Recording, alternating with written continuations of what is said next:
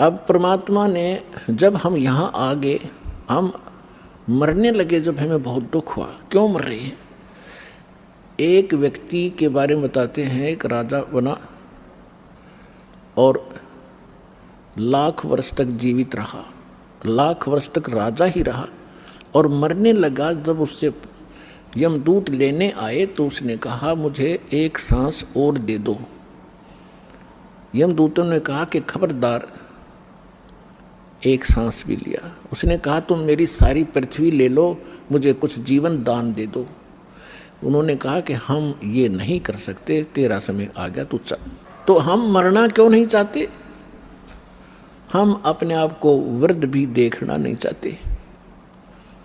आप देखते हो आजकल कितनी बकवादें चल गई हैं। ये बूढ़े बूढ़े हीरो 70-70 साल के मेकअप करवा के, सर्जरी करवा के, इन हड्डों पर कितने दिन सर्जरी कराओगे? फिर यह सर्जरी शमशान घाट पर होगी थारी। फिर कराइयो के सर्जरी कराओगे, गधे कुत्ते बन कैसे बूढ़े मुँह लगेंगे तुम्हारे।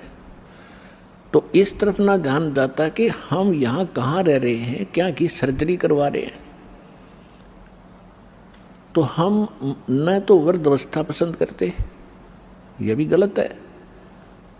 अब देखो, बालकपन में ज्ञान नहीं, और जब जवानी होती है, जब बकवाद करवाता काल सारी समझ बना आती, तरीके आगे बुरी भी बनेगी, कोई कह तो भी नहीं समझ में आती, क्योंकि तब तक हमारी बुद्धि काल प्रेरणा से प्रेरित रहती है। जब हम कबीर साहब की शरण में आ जाते हैं, फिर हमने सारा समझ में आता है हमारे साथ क्या बनने वाला है। फिर हम डरते हैं, जो विकल्प भगवान ने बताया वो करते हैं। तो यहाँ जब हम वहाँ से आगे, हम बहुत दुखी हुए, रोने लगे, हाहाकार मची।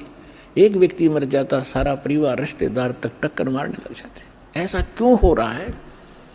बहुत बुरी बात है ये मृत्यु, पर हो रही है। और जो रो रहे हैं वो भी मरेंगे एक दिन। तो परमात्मा ने ये सारा ज्ञान हमें बताया कि बच्चों, तुम ऐसे स्थान पर रहा करते जहाँ मृत्यु नहीं होती थी। आप ऐसे स्थान पर रहते थे जहाँ वृद्धावस्था नहीं होती। वहाँ ये स्नायु वाली, नाड़ी वाला तंत्र से बना हुआ बॉडी नहीं है। आपका एक तत्व से, नूरी तत्व से बनेगा, और उसके अंदर सब ऑटोमेटिक सिस्टम होगा। आप वहाँ रहते थे, आप वृद्ध नहीं होते थे, आपकी मृत्यु नहीं होती थी। इसलिए हमने ये अखरता है, ये दोनों चीज़, और दोनों कंपलसरी यहाँ पर। इसके लिए मालिक ने धर्मदास जी के पूछने पर बताया। जैसे आज दिन में प्रकरण चला था, तो धर्मदास जी तो आंखों देख कर आए भगवान को, और धर्मदास जी ने पूछा कि भगवान, अब तो मैं आपको पहचान चुका हूँ, you are God, you are complete God, आप पूर्ण परमात्मा हैं, अब तो शंका रही ही नहीं। तो भगवान, ये वेद और कतेब तो झूठे हैं, ये वेद भी झूठे, पुराण भी झूठी, गीता भी झूठी, और ये सब कुरान भी झूठी, बाइबल भी झूठा है। क्योंकि उन सब के अंदर, जैसा कि हमने हिंदू धर्म के अपने वेदों में सब पढ़ा, जैसा हमारे गुरुओं ने बताया, उन्होंने बताया कि ब्रह्मा विष्णु महेश परमात्मा है, कंप्लीट गॉड है, ये अजन्मा है, इनकी जन्म मृत्यु नहीं होती। और भगवान, वास्तविकता ये है कि आप गॉड हो, ये झूठे हैं वेद और कतेब। परमात्मा ने कहा नहीं, वेद कतेब झूठे नहीं भाई, झूठे हैं जो समझे नहीं। ये चारों वेद मेरी महिमा गाते हैं। परमात्मा कहते हैं कि वेद मेरा भेद है, मैं ना मिलो वेदन के माही, और जौन वेद से मैं मिलूँ ये वेद जानते नहीं। ये चारों वेद मेरी महिमा से परिपूर्ण हैं, लेकिन इन वेदों में वर्णित विधि से मेरे पाने की, सतलोक जाने की विधि नहीं है, वो मार्ग नहीं है, मंत्र नहीं है, जिस कारण से मैं इन वेदों में वर्णित विधि से मेरी प्राप्ति नहीं हो सकती। लेकिन ये वेद कतेब और पुराण भाई झूठे नहीं, झूठे ये हैं तुम्हारे गुरु जो इनको समझ नहीं सके, नकली। धर्मदास जी ने पूछा, प्रभु हम इतने नीच, ऐसे सुखबे सथल को, सुख सागर को छोड़कर, हम अमृत सरोवर को छोड़कर हम एक तालाब में आगे कीचड़ वाले में दाता, और ये भी सीजनल, कभी भी समाप्त हो सकता है इसका जल, यानी 21 ब्रह्मांड नाश में आएंगे। हे दाता, फिर आपने हम पर कैसे दया करी, आपने कैसे दया करी हम नीच प्राणियों पर दाता, आप कैसे आए, किस लिए, क्या कारण हुआ आपने यहाँ हमें फिर भी आने का। परमात्मा ने कहा, भाई आप मेरी आत्मा हो, चींटी से लेकर हाथी तक। आज जितने भी काल ने आपको बांट दिया, हिंदू मुस्लिम सिख ईसाई ना जाने कितने धर्म बना दिए और नाना प्रकार की पंथ बना दिए, एक दूसरे के दुश्मन बना दिए, जीव को जीव खा रहा, पशुओं को मनुष्य खा रहे हैं। तो ये सभी मेरी आत्माएं हैं। अपने का दुख अपने को होता है। जिसको तुम भगवान मान बैठे, ये भगवान नहीं है, ये स्वयं काल है। खुद कहता मैं काल।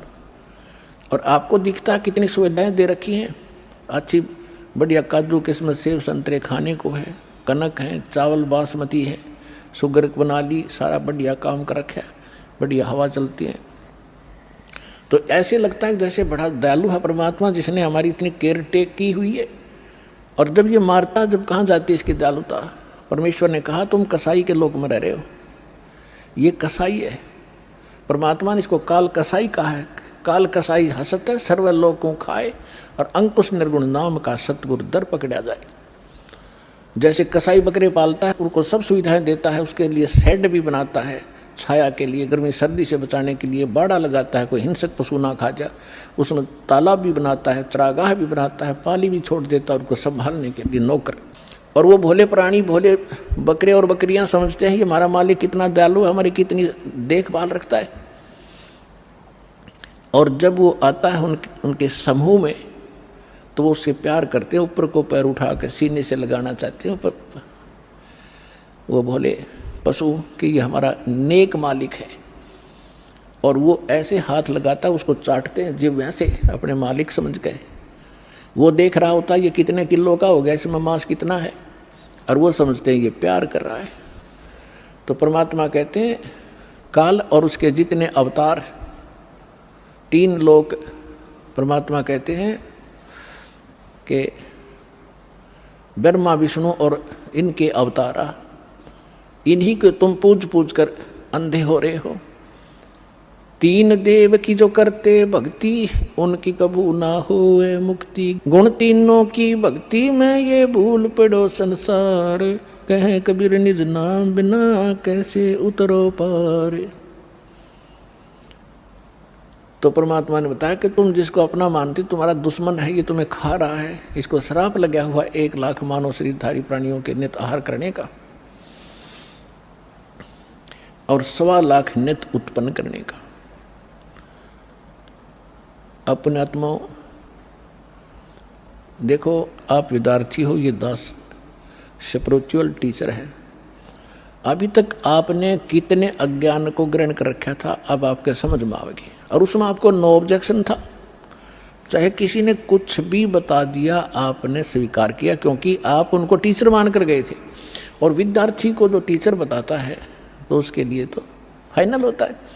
तो इसी प्रकार अब जब यहाँ आप आओगे, आपके वो पुराना रंग, पुराना ज्ञान धर्मदास जी के तरह कुछ दिन आड़े जरूर अड़ेगा, लेकिन इस ज्ञान के अंदर इतनी ताकत है, इतनी सत्यता है इसके अंदर कि हृदय में समा कर रहेगा। और जितना भी आपके अंदर वटपट था सब निकल जाएगा, पर ज्ञान धैर्य से सुनते रहना पड़ेगा। तो इसलिए दास जो ज्ञान देता है, इसको सुनना, इस पर विशेष मंथन करने की आवश्यकता नहीं है, क्योंकि मंथन वहाँ किया जाता है जहाँ शंका को हम स्वयं समाधान खोजने की चेष्टा करते हैं। यह सारी शंकाएं सत्संग से आपकी समाप्त हो जाएंगी। और ये समझकर सुनते रहना, अपनी अटपट ना करना, नहीं तो मार खा जाओगे धर्मदास की तरह। ध्यान से सुनते रहना, आपकी बुद्धि तक वो ना पहुँचते हैं कि ये ऐसे कैसे हो गया, छोड़ देना उसको। दास के एक एक वचन को ऐसे समझ लेना जैसे परमात्मा का ज्ञान है, परमात्मा की दी हुई वाणी है, उसी का ज्ञान है। तो भगवान का दिया हुआ ज्ञान झूठा नहीं हो सकता। यदि दास अपनी तरफ से बनाकर कहता तो उसमें त्रुटि 100 मिल जाती, इसमें त्रुटि नहीं होंगी, लेकिन आपकी बुद्धि वहाँ तक ना पहुँच सकेगी। वो आपका अभी अनुभव की त्रुटि रहेगी, और अनुभव में आपको सत्संग का अभाव रहा होगा। ज़्यादा सुनने के बाद ये समाप्त हो जाएंगे, इसका यही विकल्प है। तो इसको श्राप लगा हुआ 1 लाख जीव मानव शरीरधारी प्राणियों के खाने का। अब यहाँ शंका उत्पन्न होगी कि भगवान ने इसको ये श्राप क्यों दे दिया, ताकि ये हमें खा रहा है। ये ना श्राप लगाता तो ये हमें ना खाता। नहीं, अगर परमात्मा इसका या मरोड़ी नहीं लगाता तो ये आपको मनुष्य जीवन भी नहीं देता। और मनुष्य जीवन बिना आपको सद्बुद्धि नहीं आ सकती, भगवान कौन है कहाँ है उसको वापस प्राप्त नहीं कर सकते मनुष्य जीवन के बगैर। ये तो आपको तो दुखी करना ही करना था। जैसे एक मानव शरीर को छोड़कर जितने भी प्राणी हैं क्या हालत है उनकी। जंगल में देखो, शेर किसी के पीछे भाग रहा है, चीता किसी के पीछे भाग रहा है, कोई किसी को खा रहा है, सांप मेंढक को खा रहा है, मेंढक को मनुष्य खा रहे। तो कोई बात है ये? सर्प को काट काट कर खा रहे, मर्गों को मनुष्य खा रहे हैं, भैंस गायों को खा रहे। तो ये तो उसमें क्या हालत होती है आपकी। तो अब परमात्मा ने ये कंपलसरी कर रखा है कि एक मनुष्य जीवन अवश्य देना पड़ेगा इसने 84 लाख योनियों के भोगने के बाद भी। और दूसरे तरीके से जैसे पुण्यों का संग्रह होगा उससे अधिक भी मनुष्य जीवन कंटिन्यूसली भी मिल जाता है।